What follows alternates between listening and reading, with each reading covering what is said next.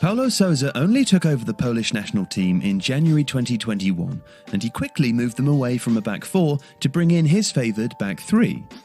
Poland's 3-4-1-2 or 3-4-2-1 presses high, led by the energetic and incredibly talented Robert Lewandowski. Out of possession, the left wing-back drops into a narrow back four that keeps a high line so that Poland look like a 4-1-4-1, with Grzegorz Krychowiak as the screener. The back line make most of the interceptions, so while the pressing is good, Poland also win the ball back a lot by stepping up to win the ball at the back and then trying to counter quickly. In possession, the shape morphs.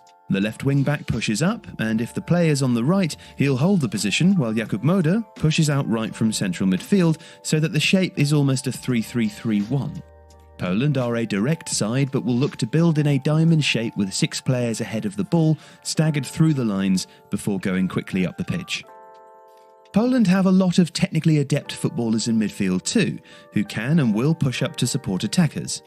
Piotr Zielinski will roam from his left-hand position in attacking midfield to feed the forward line or join it with darting runs. Poland's weakness is a high but slow back line. But they compensate for that with, arguably, the world's finest number 9, 2 really excellent goalkeepers, and a couple of young players who could really boost their profile with good tournaments.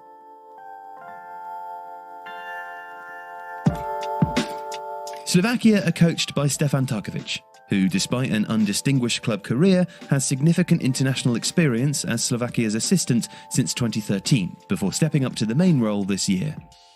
He has a number of high-quality players to draw on, with top 5 league experience. Slovakia use a 4-1-4-1 shape, with Stanislav Lobotka screening the defence and creating from deep with his excellent short and long passing. They are well drilled defensively and boast Milan Skriniar in central defence and the superb Martin Dubravka in goal. Tarkovic's plan seems to be to sit off and be hard to break down before counter-attacking quickly and getting bodies into the box from central midfield.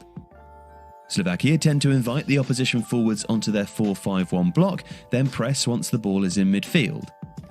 This creates space in behind the opposition midfield line, which is what Slovakia then look to counter into. They'll attack the wide areas at pace with the 2 wingers. The fullbacks tend to stay relatively deep and only burst forwards once the ball is advanced and fairly central should an overlap be needed.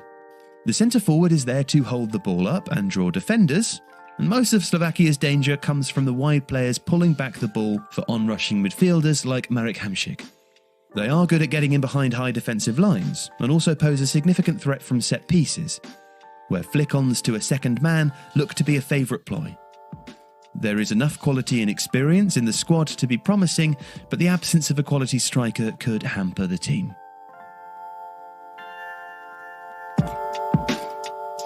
Luis Enrique will be in Spain's dugout this summer, and the last man to bring the Champions League to Barcelona has taken some of the fundamentals of the Spanish style since 2008 and added a greater degree of verticality.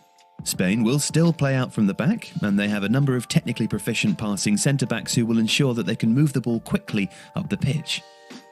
A sitting conductor like Sergio Busquets or Rodri will push the ball between the lines, and quick technical midfielders like Koke or Pedri will maintain possession and look for openings. But Spain are slightly less possession-focused than before, and quicker at getting the ball out wide. This arguably makes them more dangerous, as the team can generate opportunities better in transition. And the wingers are key here. Ferran Torres has been the team's main goal threat in recent fixtures, while on the left there are similarly aggressive options who will cut in field and drive towards the opposition goal.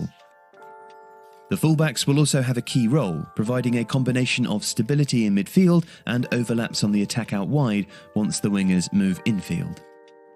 Spain are not a perfect team, although their recent performances have showed a real degree of dominance and polish.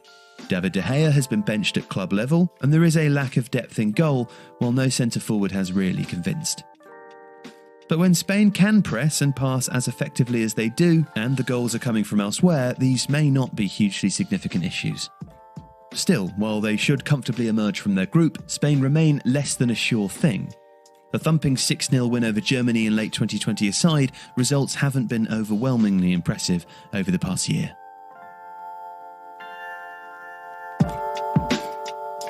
Sweden's coach, Jan Andersson, guided his side to the World Cup quarter-finals in 2018 and will be hoping to exceed expectations again with a strong Swedish squad. Sweden's 4-4-2 is something of a throwback, with excellent discipline in a fairly rigid defensive structure.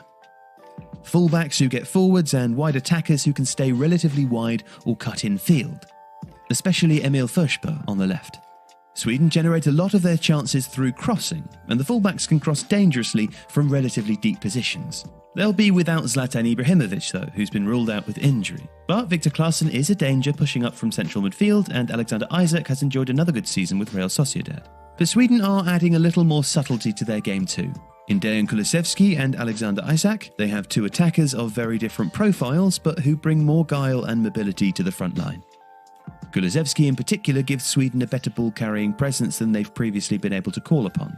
And whether he plays as a second striker or out wide, it gives the team a different dimension in attack. Defensively, Sweden will press quite high, trying to unsettle the opposition and win the ball back for quick counters.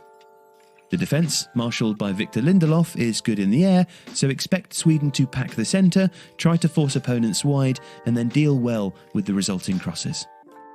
Sweden have added quality with some of the younger players coming into the side. They still lack excellence in central midfield and at fullback, but they are a capable, organised team who cannot be ruled out in a tricky group.